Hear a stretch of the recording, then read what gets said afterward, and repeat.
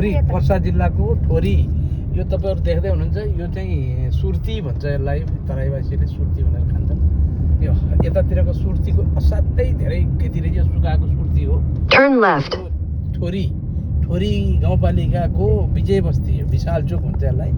तपाईँको जता पनि यता सबै सुर्ती खेती हुँदो रहेछ धेरै।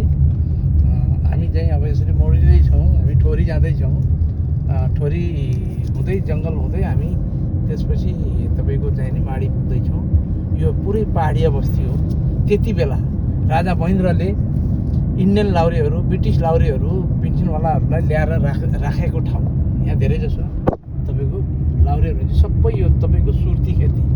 यतातिर धेरै सुर्ती, पाते सुर्ती, यसलाई पाते सुर्ती भन्छ तपाईँको होइन। यो चाहिँ यहाँ धेरै खेती रहेछ। यहाँ चाहिँ तपाईँको सुर्ती खेतीको लागि चाहिँ एकदमै प्रमुख ठाउँ रहेछ। यो देखिएको हरियो जति सबै सुर्ती खेती हो। यो तपाईँको त्यो सुर्ती हो होइन। तपाईँको यो यसलाई हेर्नुहोस्, यो पहाडी बस्ती यतातिर सब सुर्ती खेती चाहिँ ल्याएर तपाईँको साथै राम्रो गाउँ रहेछ तपाईँको यहाँ है। यो पुरै चाहिँ नि तपाईँको पहाडिया बस्ती, यसलाई विजय बस्ती भन्छ। अब थोरै अगाडि गएपछि हामी सायद सुवर्णपुरतिर पुग्छौँ होला। त्यसपछि अनि हामी अलिकति अगाडि गएपछि ठोरी नाका, छुट्टी नाका, त्यसपछि हामी जङ्गल छिर्छौँ। अहिले हेर्नुहोस् हाम्रा पहाडियाहरू यस्तो रमाइलो छ। ठोरी गाउँपालिकाको ओडा काँदै जाने बाटो रहेछ यहाँ नजिकै।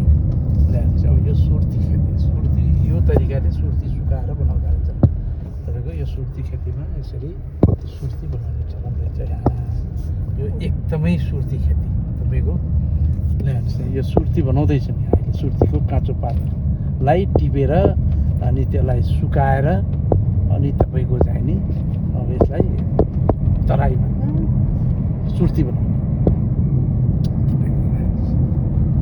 यो हामी ठोरी हिँड्दैछौँ, हामी ठोरीमा हिँड्दैछौँ। ठोरी गाउँपालिकामा पुरै पहाडियाहरूको बस्ती छ यहाँ। ठोरीको पनि रहेछ सासुकाले ठोरी।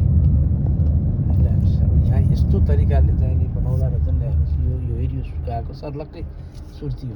यो चाहिँ नि पुरै चाहिँ नि सुर्ती जति पनि सुकाएको छ सुर्ती हो। यहाँदेखि टक्कै यहाँ यो जम्मै सुर्ती सुकाएको है। अब हामी यहाँबाट चाहिँ नि जङ्गलमा नि अब हामी यतापट्टि अर्को गाउँ, यो एउटा गाउँ सकेर अब अर्को गाउँतिर लाग्दैछौँ। यो पर्सा जिल्ला पर्छ। यो पुरानो चितवन, पहिला चितवन जिल्लाभित्र पर्थ्यो अरे यो, पछि पर्सा जिल्लामा गाभेको रहेछ।